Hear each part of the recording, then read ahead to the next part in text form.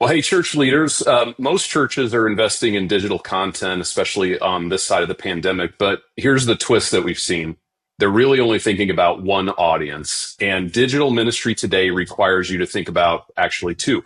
So today I'm talking with our director of business development here at the Unstuck Group, Tiffany DeLucia, about two digital strategies that every church needs to reach more people and to help them take their next steps towards Jesus. So Tiffany, can you just kind of break down the gap that you're seeing in most churches' digital strategy? Absolutely. Most churches are putting almost all of their time and energy and budget into content for insiders, the people who already attend and serve and give. And to me, it seems like churches are using just about every channel and platform they have kind of in the same way to engage these insiders. But here's the rub. They're often doing that in public spaces. So if you post on Instagram or Facebook or even YouTube, that's really content anybody could come across. So that means you're coming across a lot of outsiders to the faith with your content, and you're often thinking about it and writing it and creating it with insiders in mind. So what you're suggesting is in order to have success with both insiders and outsiders, churches need to structure around both strategies, correct? Exactly. You can't help outsiders take first steps if you don't know who you're trying to reach in your mission field. And you can't help insiders take next steps if you don't have clearly defined discipleship path or spiritual formation strategies. So if we're choosing not to engage one of these groups, we're not doing our job as the church. We're missing opportunities and even worse, alienating the very people we're trying to reach. If you pivot from thinking of ministry primarily as big gatherings and make the shift from analog to more digital, your church will experience more life change as more outsiders come to know Jesus. That's really good, Tiffany. So what does that actually look like in practice? Yeah, learning to use digital content for both evangelism and discipleship is going to look more strategic. How you communicate with these two audiences needs to be really different. And we've been afforded the luxury of not having to choose. We can help people grow in their relationship with Jesus and help introduce new people. Yeah. Are there different digital channels that you would recommend using for each group? Yes, and different platforms engage different groups of people more easily. So for outsiders, you want to consider outward-facing channels. This could be your website, probably should be your website, your social media platforms, including YouTube. And you should have a very specific email list for people taking first steps. And most platforms these days will make it possible for you to segment your email list into different groups of people and be sending different messages. Yeah.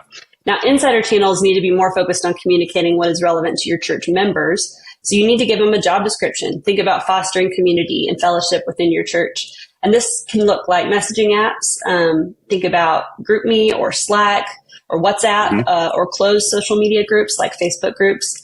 Your church app can be for insiders. And then you'll also want to have an email list that's focused on next steps for people who are already connected to the church. So how should churches think about adjusting the actual content that they're creating and putting in these channels? Yeah, you'll want to look at the actual messaging focus.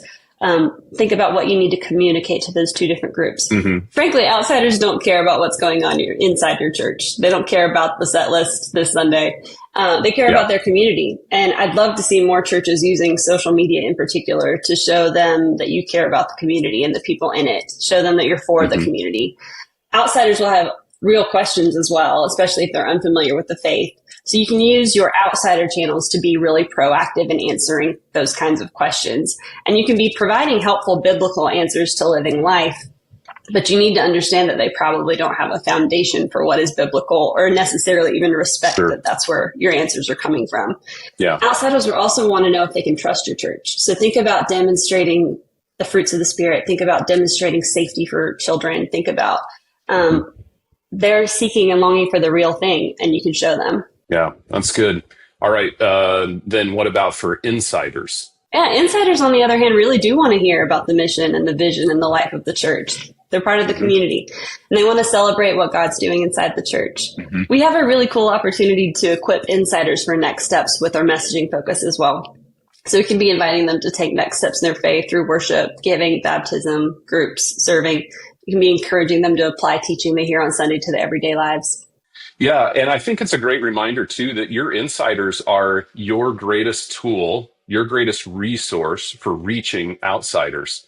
Outsiders are more likely to visit your church for the first time if they're invited by someone that they know and trust. I just saw some research recently that over 82, I think it was 82% of people that responded to the survey said that they would be welcomed and open to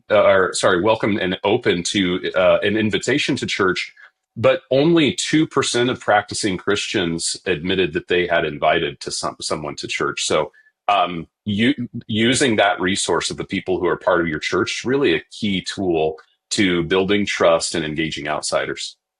Yeah, and especially if you think about those outsider channels, you can be empowering and equipping your congregation to invite people more often if you're sharing the kinds of content they want to share with the people they're connected to. Yeah, that's really good. Okay, so what action steps should communication strategies prompt each of these groups to take? Yeah, they should really have two distinct calls to action. Your outsider strategy should be pointing people towards first steps, the things that you think of as baby steps. The win is for people to become disciples of Jesus. So you don't need to be, inviting them into your 401 theology class. Your Sure. insider strategy should be pointing people towards next steps and not just events, steps. Of course, we want people to attend church events, but Life with Jesus is so much more than that. And we want people to grow closer to him and their purpose. So that's the win here. Help them take next steps in their faith. That's good. This isn't an either or thing. It's a both, right? Evangelism and discipleship working in tandem. It's the Great Commission. Tiffany, thanks for sharing all this today. You're a great resource. You have a lot of experience in this area. Very, very helpful for church leaders. Thanks so much. So if you found this content helpful and the conversation helpful today, we'd love for you to subscribe to the Unstuck group for more. We're here to help you think more strategically about your digital ministry so that more people can take their next steps towards Jesus.